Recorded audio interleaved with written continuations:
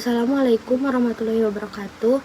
Kami dari kelompok 1 akan presentasi dengan tema Agama dan Budaya, Islam Nusantara dan Tradisi Lokal. Perkenalkan, nama saya Resi Arsita. Pengantar Islam Nusantara.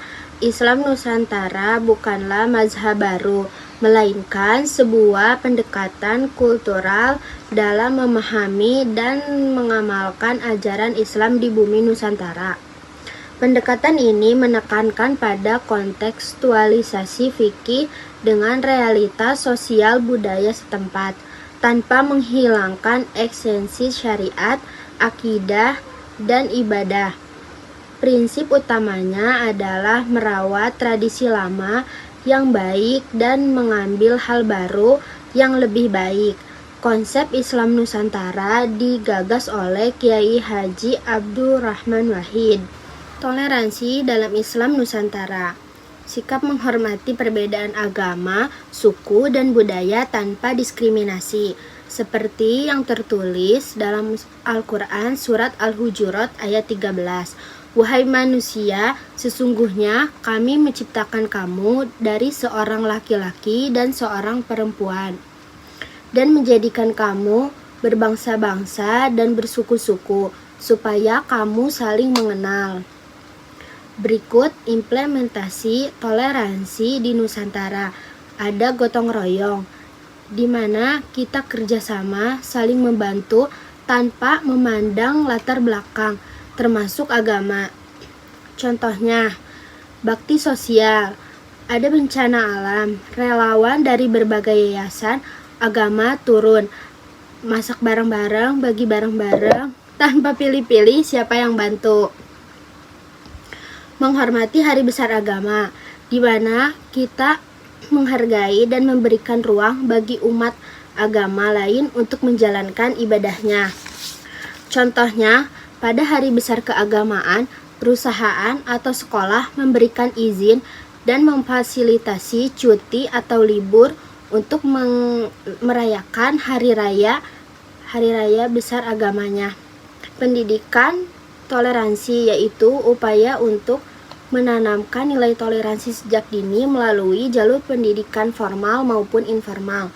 Contohnya, sekolah mengadakan kegiatan yang melibatkan semua siswa dari berbagai agama, misalnya pentas seni, di mana ada tarian daerah yang kental dengan budaya agama tertentu.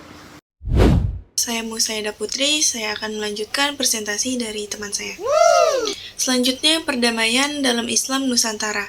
Upaya menciptakan kehidupan harmonis tanpa kekerasan berdasarkan prinsip rahmatan lil alamin atau rahmat bagi semesta. Dasar ajaran Islam yaitu hadis Nabi Muhammad SAW, sebaik-baik manusia adalah yang paling bermanfaat bagi orang lain. Islam mengajarkan perdamaian. Prinsipnya adalah rahmatan lil alamin, rahmat bagi seluruh alam. Kita dianjurkan untuk menjadi orang bermanfaat bagi orang lain, bukan yang membawa keributan. Contoh penerapan nilai perdamaian yaitu menyelesaikan masalah dengan bicara baik-baik, bukan dengan kekerasan, menahan emosi dan mengutamakan musyawarah, membantu orang lain tanpa melihat agamanya. Selanjutnya, implementasi perdamaian di Nusantara. Dalam budaya Indonesia, ada banyak tradisi yang membantu terciptanya perdamaian. Contohnya, yang pertama, Pela Gandong di Maluku, yaitu dua kampung yang menjalin ikatan persaudaraan dan saling membantu dalam keadaan apapun. Yang kedua, musyawarah mufakat. Biasanya dilakukan di desa saat ada masalah, semua warga diundang untuk mencari solusi bersama. Yang ketiga, adat penyelesaian konflik yang dilakukan oleh para tetua adat untuk menghindari pepecahan. Oke, selanjutnya wasatiyah atau keseimbangan dalam Islam Nusantara.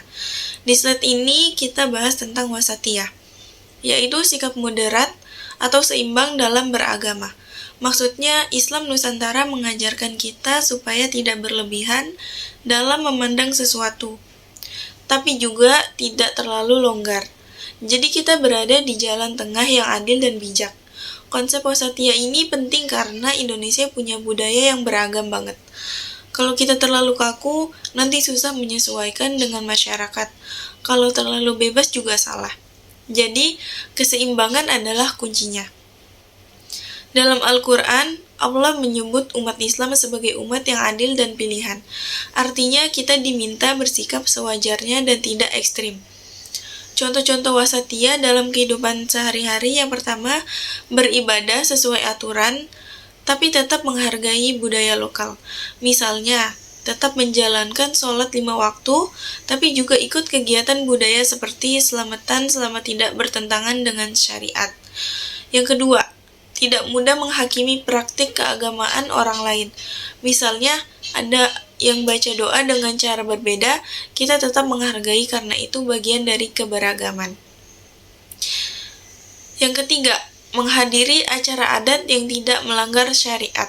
Contohnya, ikut acara syukuran, merti desa, atau tahlilan sebagai bentuk silaturahmi. Perkenalkan, nama saya Galita Adlia.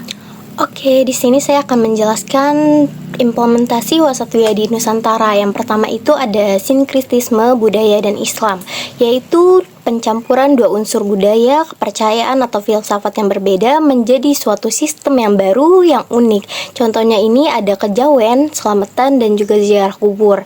Dan yang kedua itu ada akulturasi budaya, yaitu proses perpaduan dua budaya yang berbeda tanpa menghilangkan ciri khas dari budaya lamanya. Contohnya di sini ada Masjid Menara Kudus. Dan yang terakhir itu ada moderasi ajaran Islam, yaitu konsep menjalankan agama secara seimbang, tidak ekstrim serta menghargai perbedaan yang ada di Nusantara kita.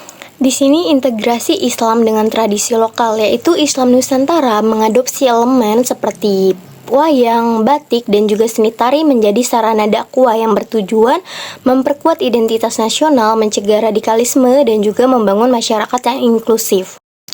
Kesimpulan dari penjelasan kami yaitu Islam Nusantara menawarkan model Islam yang toleran, damai, dan juga seimbang, terintegrasi dengan tradisi lokal untuk harmoni sosial di masyarakat Indonesia.